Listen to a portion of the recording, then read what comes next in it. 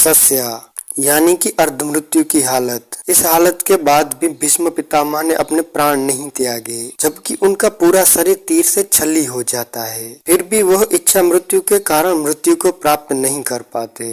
भीष्म यह भली भांति जानते थे कि सूर्य के उत्तरायण होने पर प्राण त्यागने से आत्मा को मुक्ति मिलती है और वे पुनः अपने लोक जाकर मुक्त हो जाएंगे। इसलिए वह उत्तरायण होने का इंतजार करते रहे। भीष्म ने बताया कि वह सूर्य के उत्तरायण होने पर ही शरीर छोड़ेंगे, क्योंकि उन्हें अपने पिता शांतनु से इच्छा मृत्यु का वरदान प्राप्त है और वह तब तक शरीर नहीं छोड़ सकते जब तक कि वह न चाहें। ऐसा भी कह सकते हैं कि भीष्म को ठीक करने के लिए शल्य चिकित्सक लाए जाते हैं, लेकिन वह उनको वापस भेज देते हैं और कहते हैं कि अब मेरा अंतिम समय आ गया है, यह सब व्यर्थ है, सस्या ही मेरी चिता है, अब मैं तो सिर्फ सूर्य के उत्तरायण होने का इंतजार कर रहा हूँ। पितामह की बात सुनकर राजगण और सभी पांडव उनको प्रणाम कर अपनी प्रदक्षिणा में लौट जाते हैं। भीष्म यद्यपि शस्या पर खड़े हुए हैं। फिर उन्होंने श्री कृष्ण के कहने पर युद्ध के बाद युधिष्ठिर का शोक दूर करने के लिए राजधर्म, मोक्ष धर्म और आप धर्म आदि के मूल्यवान उपदेश बड़े विस्तार से समझाए। इस उपदेशों को सुनते ही युधिष्ठिर के मन में ग्लानि और पश्चाताप दूर होता जाता है। बाद में सूर्य के उत्तरायण होने पर सगे संबंधी पुरोहित और अनुयायी भीष्म के पास पहुँचे। उन सब से पितामह ने कहा कि अब सरस्यान और मुझे 58 दिन हो चुके हैं। मेरे भाग्य में माघ महीने का शुक्ल पक्ष आ गया है। अब मैं शरीर त्यागना चाहता हूँ। इसके पश्चात उन्होंने सब लोगों से प्रेम पूर्वक विदा मांगकर शरीर त्याग दिया। सभी लोग भीष्म पितामह को याद करके रोने लगे। युधिष्ठिर तथा पांडवों ने पितामह के वृद्ध शरीर को चंदन की चिता पर रखा और देह संस्कार किया।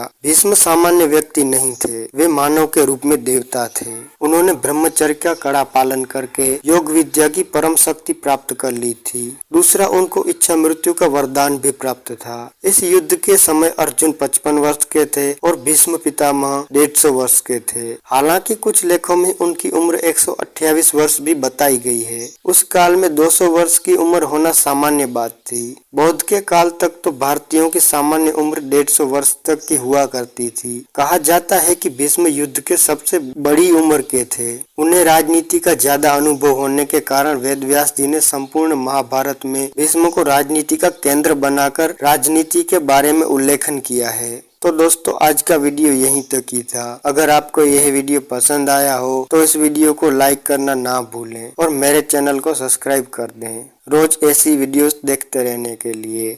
धन्यवाद।